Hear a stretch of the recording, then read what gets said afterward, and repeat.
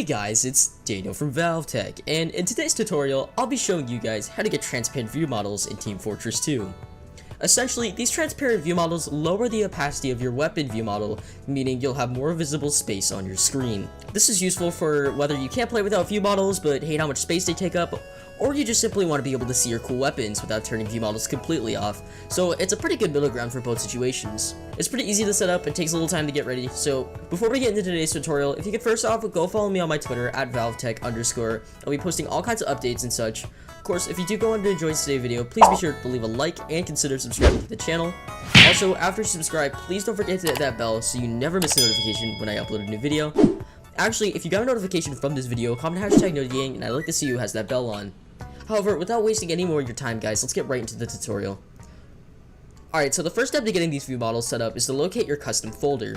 Now, in your file explorer, you need to access the drive that you have TF2 installed on. Now, if you only have one drive, then just go to that. However, if you have multiple, make sure you know which one you have TF2 installed on. Once you find the drive TF2 is on, you should have a folder from there called Steam Library, and then in that folder, a folder named Steam Apps.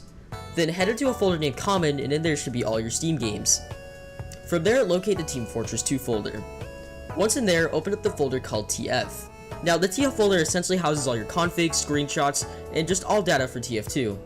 Now, the folder you're looking for is your custom folder, which is what houses your custom HUD, mods, etc. So if you don't have one, just simply right-click, create a new folder, and call it custom. Once you're in your custom folder, you're going to be creating a different amount of folders, so just get ready. I'll throw them up on screen. So once in there, create a folder named Transparent, and once in that folder, create another folder named Materials, and in that folder, create another folder named VGUI, and then another folder called Replay, and then in that Replay folder, create a folder named Thumbnails. Now, in the description, I'm going to have a link to the VBK files needed to put in these thumbnails folder. So just go down there and download them, and then from there, just simply drag and drop these two files into your thumbnails folder.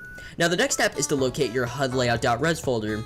This does unfortunately require you to have some sort of custom HUD, so if you like a tutorial on how to install custom HUD, I'll have a link in the description to one of my videos or somebody else's.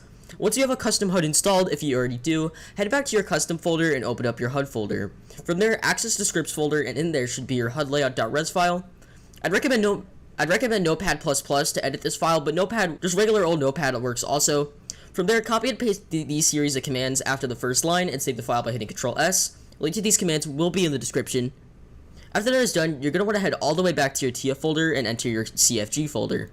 And there, you want to access a CFG file named autoexec. However, if you don't have one, just simply create one by right-clicking, selecting New Text Document, and calling it autoexec.cfg.